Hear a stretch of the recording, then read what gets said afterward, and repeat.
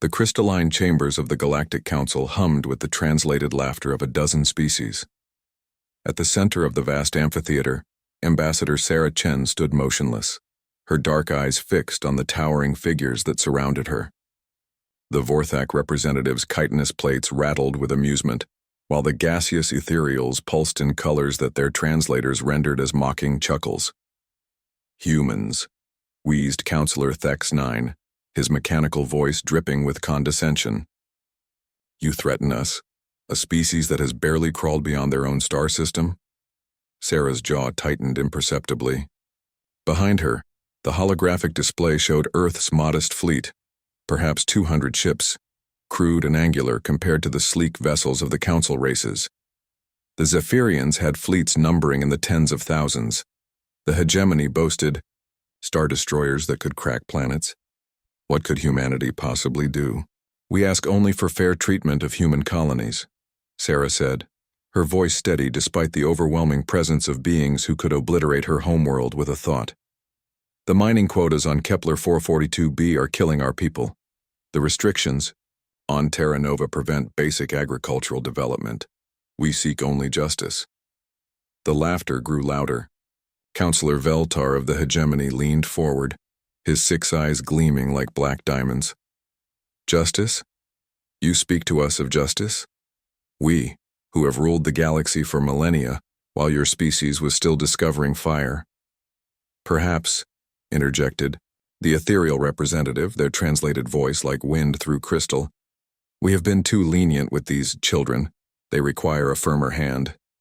Sarah felt the weight of their contempt, but something else flickered in her expression.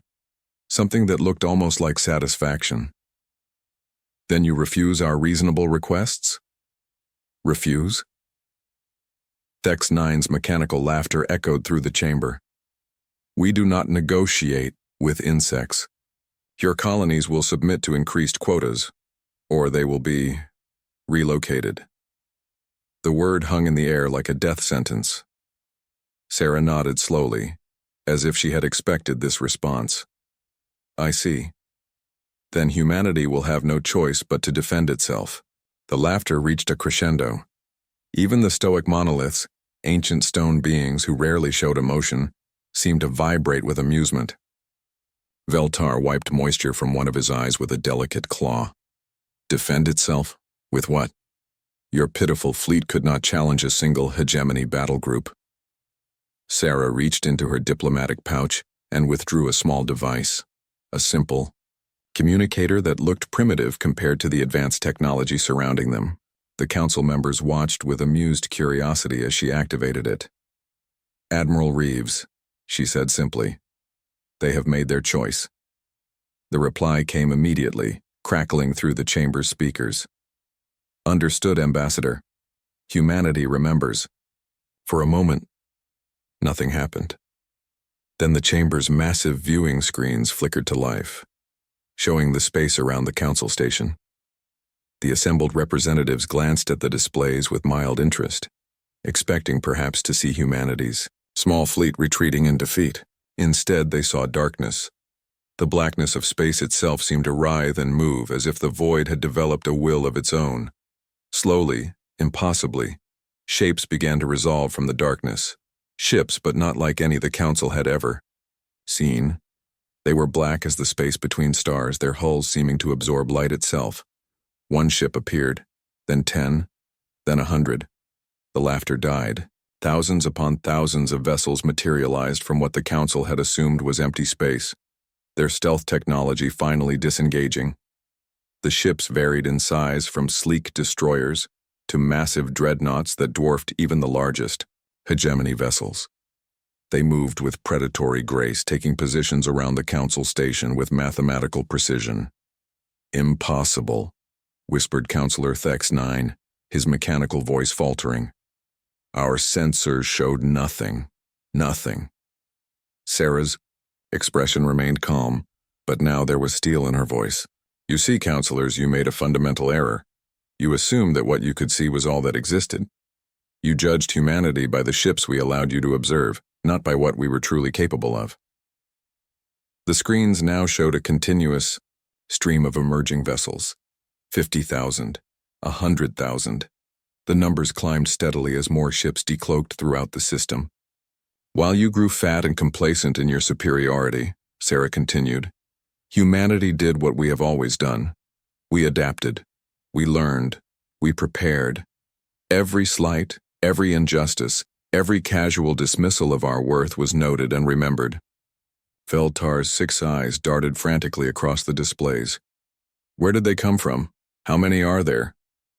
Every human colony you've oppressed has been building ships in the dark spaces between stars.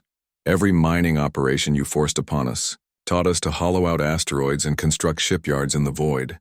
We've been preparing for this conversation for 50 years. The final count appeared on the screen. 847,000 vessels. The silence in the chamber was absolute. Even the background hum of the station's systems seemed muted by the weight of what they were seeing. The greatest military force in galactic history hung in space around them, a testament to human ingenuity, determination, and patience. You called us children, Sarah said softly. Perhaps you're right. But children grow up, and humanity has grown tired of being told what we cannot do. Admiral Reeves's voice crackled through the communicator once more. All ships report ready, Ambassador. Awaiting your orders. Sarah looked around the chamber, meeting the eyes of beings who had moments ago dismissed humanity as insignificant.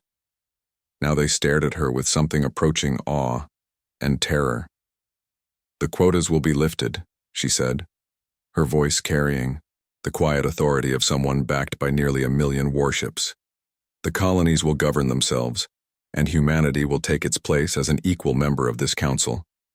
She paused, letting the weight of human firepower speak for itself. Unless, of course, you prefer to continue this conversation through more direct means. Counselor Thex 9 was the first to speak, his mechanical voice barely a whisper. The quotas are hereby suspended. Pending full review, Sarah smiled, a small cold expression that somehow contained all of humanity's suppressed fury and frustrated ambition. I thought you might see reason. After all, laughter should be shared by everyone. Outside the station, nearly 1 million, human ships waited in perfect formation, their dark hulls reflecting the light of distant stars. The galaxy would never underestimate humanity again.